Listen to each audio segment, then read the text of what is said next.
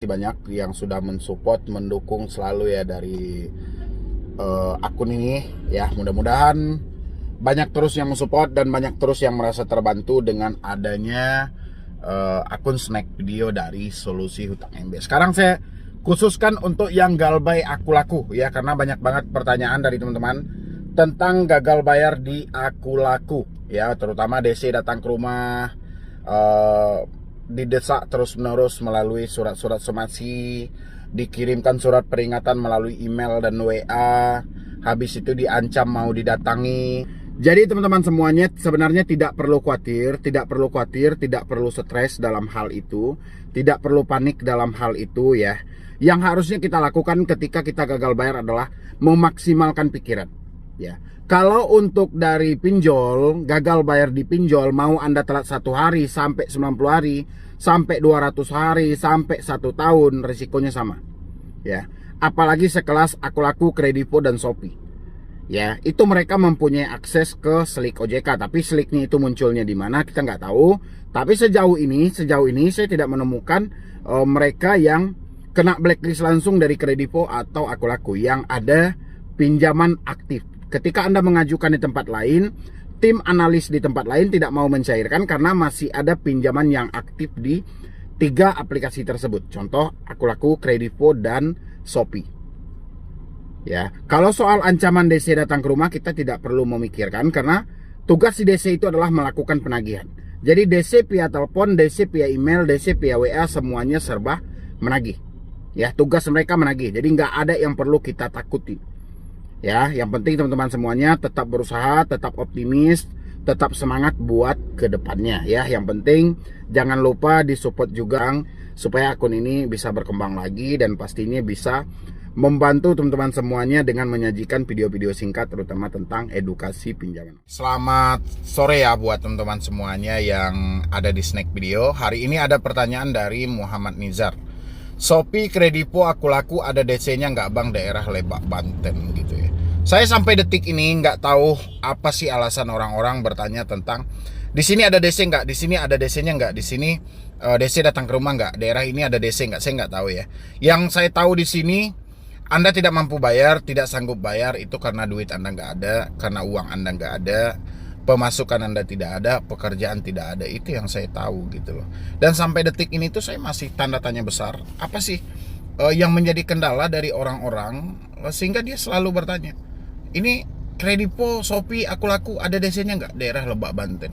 Apakah dalam imajinasi Anda itu DC yang akan mengunjungi Anda itu seperti malaikat maut yang ingin mencabut nyawa gitu loh. Ya, urusan pinjol nih sepele aja sebenarnya, sepele aja gitu. Kita itu nggak mampu bayar karena duit kita nggak ada, uang kita nggak ada, pemasukan kita nggak ada. Tapi dengan kita memikirkan apakah ini ada DC, apakah ini ada DC, apakah akan kunjung ke rumah, apakah sebar data, inilah yang menjadi masalah utama gitu loh. Ya, menjadi masalah utama akhirnya akibat pemikiran-pemikiran yang jelas-jelas faktanya itu tidak ada gitu loh. Tapi pemikiran kita ini selalu memacu untuk hal-hal itu untuk terus kita pikirkan. Ya, Shopee, Kredivo, aku laku, Anda gagal bayar, telat bayar, resikonya sudah jelas. Ya, resikonya cuma satu, BI checking. Nama Anda masuk dalam skor kredit bermasalah. Udah. Ya, DC datang ke rumah, mau nggak datang ke rumah itu urusan mereka. DC datang ke rumah tujuannya menagih, DC menelpon tujuannya menagih, sama-sama menagih. Kendalanya hari ini adalah kita nggak mampu bayar karena uang kita nggak ada. Ya, saya berharap buat teman-teman kalau bisa ke depannya jangan ada lagi pertanyaan tentang apakah ada DC ini, apakah ada DC ini, itu sangat mengganggu Anda. Ya, itu akan mengacaukan pikiran Anda, menghilangkan fokus Anda untuk menghadapi hari-hari Anda. Untuk es pinjam telat baru 4 hari kok sudah berubah jadi 2 kali lipat. Emang benar seperti itu atau gimana bang? Mohon pencerahannya gitu loh. Oke, sebelumnya yang berubah 2 kali lipat nih apanya nih? Versi penagihannya atau segi bunganya, segi dendanya, itu apanya yang berubah menjadi 2 kali lipat gitu loh. Ya bisa nanti diulang lagi dari teman-teman semuanya. Kalau misalnya ini ya, saya cuman menelusuri dari asumsi pertanyaannya.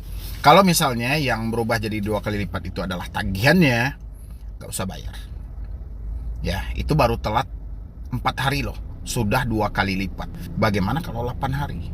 Bagaimana kalau 10 hari. Bagaimana kalau 1 bulan? Ini kan sudah nggak wajar. Sesuai dengan aturan OJK itu, bunga dan denda cuma bolehnya itu 0,4% ya. Dan setelah 3 bulan tidak boleh melebihi dari 100%. Jadi kalau misalnya kita ngutang 1 juta, setelah 3 bulan lewat, itu cuma boleh kita ditagih sampai 2 juta. Itu sudah 100% dari pokok hutang mereka. Tapi kalau sempat kita hutang 1 juta, ditagih 2 juta 100, 2 juta 300, itu nggak wajar. Tidak sesuai lagi dengan aturan OJK. Karena OJK cuma membuat bunganya mulai dari 0,4 sampai 0,8. Pokok tidak boleh melebihi 100% bunga setelah 3 bulan atau 90 hari. Ya, itu tanpa kecuali mau es pinjam, aku laku, kredivo, mau apa aja. Yang penting pinjol berbasis P2P lending di bawah naungan Otoritas Jasa Keuangan, mengikuti semua POJK baik 2016 ataupun POJK yang terbaru 2022. Ya, tidak bisa dong pinjol semau mereka aja gitu loh. Ya, yang penting teman-teman semuanya nggak usah terlalu panik, nggak usah terlalu fokus dengan hal-hal yang gitu, anggap aja angin lalu gitu. Lagian juga kita sudah nggak mampu kan, udah nggak sanggup. Bang, kalau kita galbay, apa setelah 90 hari jadi hangus pinjaman di Kredivo, Shopee Paylater, dan Shopee Pinjam? Siapa bilang pinjaman Anda hangus? Ya, wajib menagih 90 hari itu memang ada di aturan OJK, tapi tidak diperuntukkan untuk Kredivo, Shopee Paylater, dan Shopee Pinjam. Sampai detik ini OJK tidak mengkonfirmasi kok spesifik dari pinjol yang wajib menagih 90 hari itu yang seperti apa gitu loh. Ya, kenapa Anda bisa berasumsi seperti itu? Tapi kalau Anda orang yang taat aturan dengan OJK dan Anda berpatok ke wajib menagih 90 hari, ya sudah. Kalau Anda beranggapan utang Anda hangus dan selesai, ya sudah gitu loh. Ya, kalau memang Anda sudah tidak mampu, tidak sanggup, ya sudah gitu loh. Yang penting jangan dicampur-campur adukan karena OJK tidak mengkonfirmasi apakah wajib menagih itu berlaku untuk Kredivo, berlaku untuk Shopee Paylater, berlaku untuk Shopee Pinjam. OJK itu tidak jelas menerbitkan aturan. Ya, sehingga kita disuruh meraba-raba dan memikirkannya gitu. Ya, jadi buat teman-teman yang bertanya jangan terlalu fokus dengan aturan OJK yang membuat kita bingung dan stres gitu. Yang penting fokus saja pada kehidupan kita, kayak mana kita bisa dapat uang, bisa makan minum. Soal hutang piutang nanti kalau sudah sanggup, sudah mampu, ya sudah negosiasi pokoknya. Bang, mau tanya gimana caranya kita negosiasi dengan pihak pinjol untuk membayar pinjaman pokok saja. Oke, mantap. Terima kasih ya atas pertanyaannya. Untuk menegosiasi pokok pinjaman dengan pihak pinjol itu tidak bisa kita lakukan hanya 1 kali. Untuk negosiasi pokok itu harus dilakukan berulang-ulang kali sampai pihak pinjol menyetujui. Ya, begitu pihak pinjol menyetujui, kita juga tidak langsung bayar, tapi kita bangun dulu kesepakatan yang mana nantinya takutnya setelah kita membayarkan pinjaman kita malah hutang kita tidak berkurang. Ya, jadi untuk negosiasi pokok pinjol itu harus dilakukan berulang-ulang kali, tidak tuntas hanya 1 kali. Jadi setiap DC nelpon nego, setiap nelpon nego, kapan perlu ada CS-nya negosiasi sampai mereka mau. Ya, karena kita tidak ada yang akan kita ambil. Kalau di leasing kan ada BPKB tuh, di bank ada anggunan, kalau di pinjol nggak ada. Harus bisa. Bang, mau nanya, Desi kira-kira nyamperin ke alamat domisili nggak ya? Atau cuma nyamperin ke alamat KTP? Please bang dijawab. Wah, ini parah nih kalau kayak gini gitu loh. Berarti ada yang salah dengan cara Anda berpikir. Tolong diperbaiki Pak, karena itu nggak bagus juga. Terserah lah, DC mau nyamperin kemana juga itu urusan mereka kan. Mau nyamperin ke domisili, mau nyamperin ke alamat KTP, terserah lah. Ya, kan kita juga ngutang di situ. Yang jadi permasalahan kan hari ini kita nggak mampu. Ngapain kita harus mikirin DC mau datang ke domisili atau mau datang ke TP? Ya itu urusan mereka gitu loh. Ya, kalau mereka adanya alamat domisili kita, ya sudah mereka datang ke domisili. Kalau sampai di domisili ternyata kita sudah pindah berdasarkan alamat KTP, ya sudah ke alamat KTP. Ngapain kita ribet-ribet kan? Kan permasalahannya kan kita nggak ada uang gitu loh. Bang, saya belum bayar aku laku dan Shopee Pinjam dan Letter, gimana ya bang solusinya? Ya kalau solusi belum membayar hutang di situ, ya pasti kita ada kendala dong, ada penyebabnya dong. Apa penyebabnya saat ini? Mungkin penyebabnya karena uang nggak ada, pekerjaan belum ada, atau sehari-hari hanya memenuhi kebutuhan hidup saja. Ya berarti PR kita adalah berusaha dan bekerja.